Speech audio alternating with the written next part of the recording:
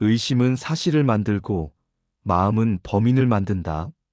시골에 사는 한 농부가 있었습니다. 그는 평소처럼 밭일하다 호미 하나를 잃어버렸습니다. 별것 아닌 도구 하나였지만 하루 종일 손에 쥐고 살아온 물건이 사라지자 마음 한쪽이 허전해졌습니다.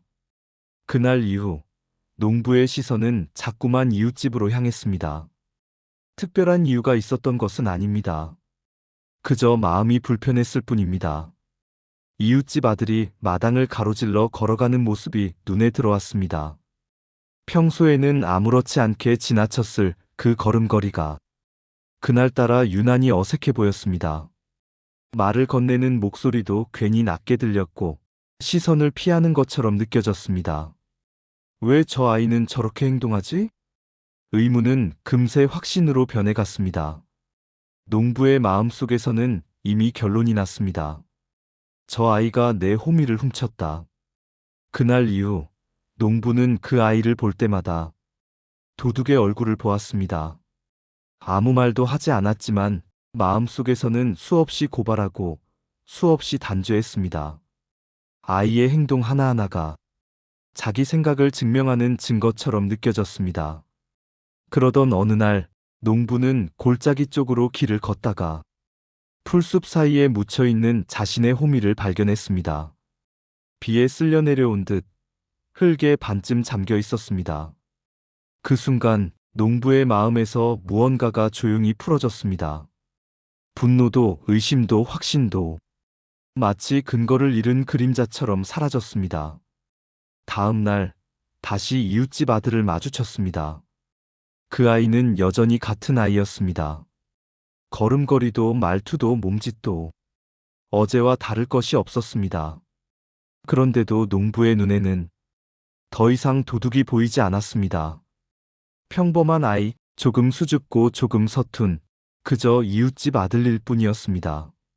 아이에게는 아무 변화가 없었습니다. 달라진 것은 오직 그 아이를 바라보는 농부의 마음이었습니다.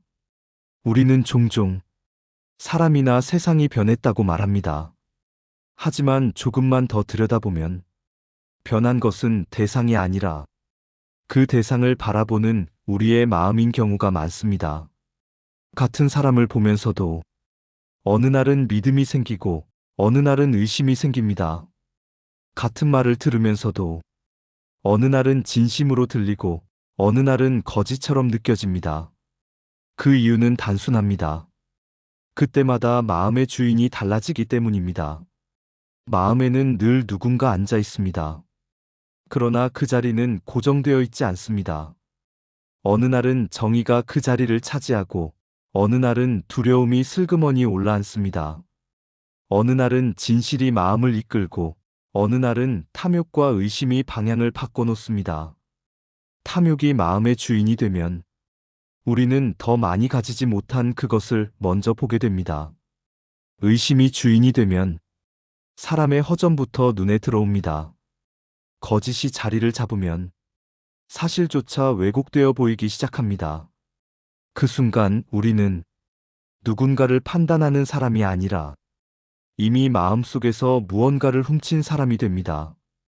타인의 신뢰를, 평온을 혹은 진실을 왕양명은 말합니다. 산속의 도적을 무찌르기는 쉬우나 마음속의 도적을 무찌르기는 어렵다. 산속의 도적은 모습이 분명하고 방향이 분명합니다. 그러나 마음속의 도적은 늘 그럴듯한 얼굴로 다가옵니다. 정의라는 이름으로, 상식이라는 명분으로, 혹은 걱정과 책임이라는 탈을 쓰고 우리의 마음을 점령합니다. 그래서 우리는 남을 바로잡기 전에, 세상을 판단하기 전에 한 번쯤 멈춰 서야 합니다. 지금 내 마음의 주인은 누구인지, 지금 나는 무엇을 근거로 보고 있는지, 사실을 보고 있는지, 아니면 내 마음이 만든 그림자를 보고 있는지. 세상이 유난히 거칠게 보이는 날, 사람이 쉽게 미워지는 날, 모든 것이 분명해 보일수록 조금 더 조심해야 합니다. 그럴 때일수록 가장 먼저 살펴야 할 것은 세상이 아니라 내 마음입니다. 마음의 주인이 바뀌면 세상은 아무 말 없이도 다른 얼굴을 보여주기 때문입니다. 우리가 미워하는 얼굴의 대부분은 타인이 아니라 그 순간 마음의 주인이 된 의심과 탐욕의 초상이다. 이재윤 생각.